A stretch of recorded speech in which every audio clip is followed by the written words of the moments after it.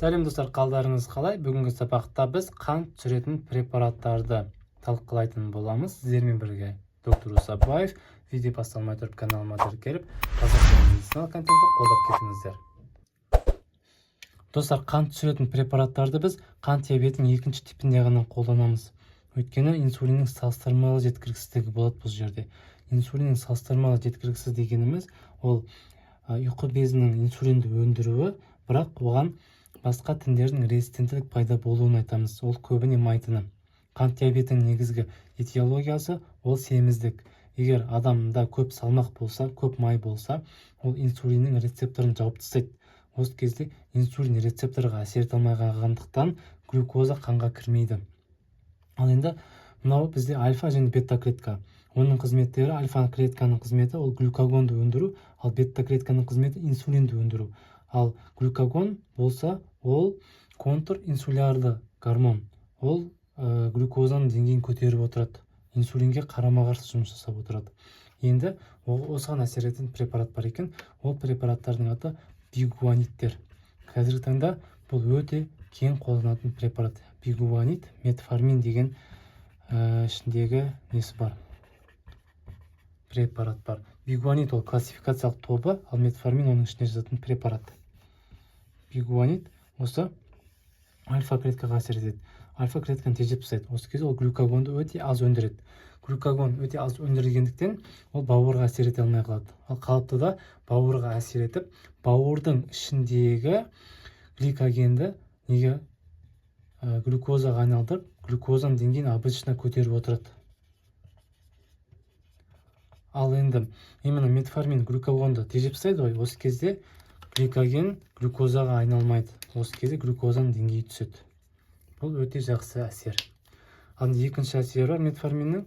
Оның әсері бұлшықет және майдағы резистенттікті түсіреді. Рецепторды табуға көмектеседі екен.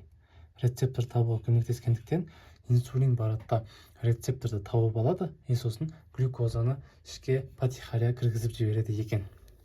Келесі препарат тиазолиндион деген топқа жататын препараттар. Росиблитазон деген препарат. Оның да қызметі тура осындай, достар. Сол үшін екеуін бірге қарастырып жазып жатырмын.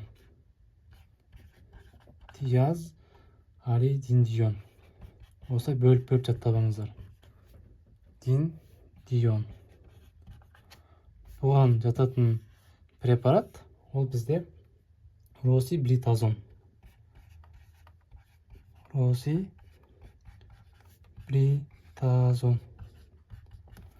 Росиблитазонның да қызметі тура сондай.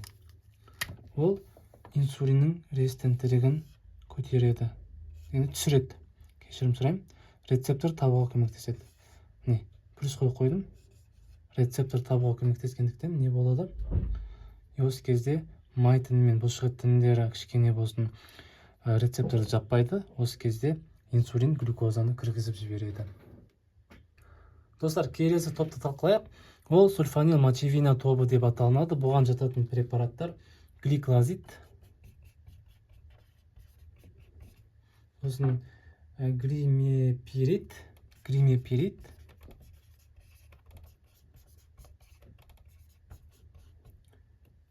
гливенкламид деген препараттар.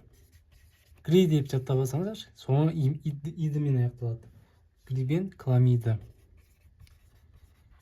Бұл препараттың әсер ету механизмі ол бета клеткасына әсер етеді. Бета клеткасына әсер етіп, инсулинді көп өндіреді.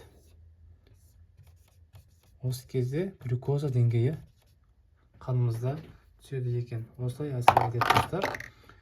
Келесі топ препарат глиниттер деп аталынады. Осы сульфанил мочевинаға ұқсайды кішкене. Құрамы да, әсер ету механизмі де. Оған жататын препарат репаглинит деп аталынады. Репаглинит. Бұның әсер ету механизмі тура солай әсер етеді. Осы бета клеткадан инсулиннің өндіруін көбейтеді. Осы кезде глюкоза деңгейі қанымызда түседі. Достар, бізде мына 12 елшек. 12 елшекте тамақ глюкозаға дейін ыдырайды. Енді глюкоза бізге не болады? Қанға сіңеді, энергия береді. Ал енді глюкозаның екінші қызметі бар. Глюкоза пептидаза деген фермент өндіреді. Бұл ферменттің қызметі ұйқы безіне әсер ету арқылы гормондардың несін сақтау, нормасын сақтау. Енді ол альфаға және беттаға әсер етеді. Альфаға әсер ету арқылы глюкагонның деңгейін түсіреді. Сол арқылы глюкозаның көтеріліп кетпеуіне жағдай жасайды. Ал инсулинға әсер ету арқылы не болады? Глюкозаның ағзада жағалып кетуіне көмек жасайды. Инсулиннің деңгейін жоғарылатқызады. Достар, бұл физиология. Ал енді қанты диабет ауруы кезінде мына фермент жұмысын тоқтатады. Өйткені не болады? Май инсулиннің рецепторын тежеп тастайды. Осы кезде инсулин ағзаға жетпейді. Ал инсулин ағзаға жетпесе, энергия жеткіліксіздігі пайда болады. Сол үшін біз ГПП1 деген ферменттің күшін жоғарылатқызуымыз керек. Оған әсер ететін препараттар бар енді. Ол препараттардың аттары мынандай: агонист, қысқа рецепторов, ГПП1 деп аталады. Мынаны күшейтеді. Бір сөзбен айтқанда, оған жататын препарат бізде дулаглутид деп аталады. Дулаглутид.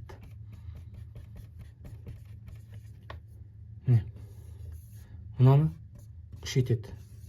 Сол арқылы инсулин деңгейін жоғарылатқызады екен, достар. Келесі бар. Келесі препараттардың тобы, олар ингибитор дипептидаза деп аталады.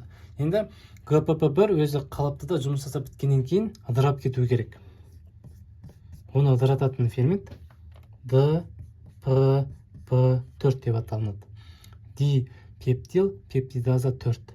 Енді осыны тежейтін препараттар бар. Ол ингибитор ДПП4.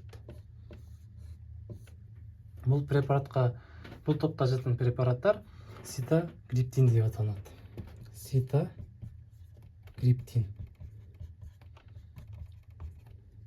Бұл ферментті тежеп тастайды. Сол кезде ГПП1 ұзақ өмір сүреді. Сол үшін инсулин деңгейі көтеріледі. Осындай әсер ету механизм бар екен, достар. Келесі препарат акарбоза деп аталады. Акарбоза деген препарат ол глюкозаның қанға сіңуіне кедергі жасайды. Осы жер тежеп тастайды. Сол үшін қанға сіңбей, нәжіс арқылы сыртқа глюкоза шығып кетуі керек. Өйткені глюкоза қанты диабет кезінде онсыз да көп болады. Осындай әсер ету механизмі бар екен, достар.